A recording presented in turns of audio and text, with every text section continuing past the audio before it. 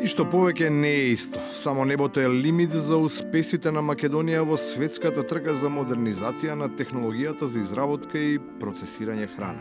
Радовишката градинка чекаше цели 40 години за да извојува триумф на данахроните апарати и начини за приготвување молекуларни оброци за децата, благодарејќи на неверојатната набавка на така софистицирани машини. Станува збор за нов фрижидер, нов електричен шпорет, казан за готвење и блендер. Овие електрични уреди се според сите стандарди кои што треба да ги поседува една кујна. Со тоа што го обновивме инвентарот, ние добивме, штедиме време, а добивме во квалитет. Дури Рипли би бил изненаден од овие сериозни дострели во техничко-технолошкиот развој на оваа неверојатно успешна приказна не е единствената, бидејќи паралелно со неа, но во друг град, не само што беше промовиран, туку и во официјална употреба, беше ставен уште еден совршен апарат. Градоначалникот на Велес денеска пушти во употреба котел за грејење за основно училиште во градот. Партиципацијата во оваа трка по напредок, по нови неконвенционални начини на практикување на власта се одвива со несмален интензитет на сите нивоа, во сите региони. Постојано се измислуваат нови мерки, нови проекти со кои се одстапува од традиционалното, од старите стандарди.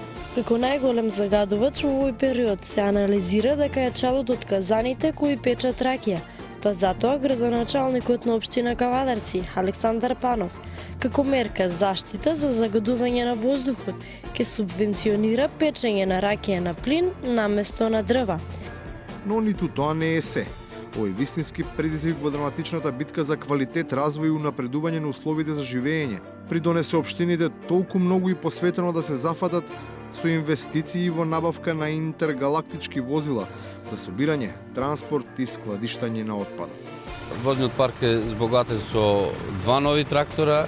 Во моментот располагаме со 10 трактори, од тие ќе поделиме на водовод, на комунална хигиена, на јавна чистота, секој сектор ќе си има посебно возило, посебен трактор. Со ваков примерен и домакински однос кон парите на граѓаните, залудни се тврдењата дека задолженоста е загрижувачка, затоа што се инвестира во проекти кои ќе има далекосежни придобивки. Ниту еден народен денар не е фрлен за џабе, ако како учебникарски пример за банкарско доверителство се земе ново откриената должничко-математичка формула на градоначалникот на Росо. Ја не би го рекол задолжување, да земите 10, а да вратите 9 не е задолжување, за мене барем не е задолжување. И на крајот, за сите оние што барем и малку се сомневаат во капацитетите на власта во овие хиперреални проекти, во овој неверојатен напредок и во убавините на борчот, на сцена стапува моторот на пропагандата, со чија моќ на убедување, дури и свежо из бањатото, изгледа бајато и суво. Сега овдека бегање нема. Снимката си кажува, приказките нивни паѓаат во вода. Ниедна од приказните не е падната во вода.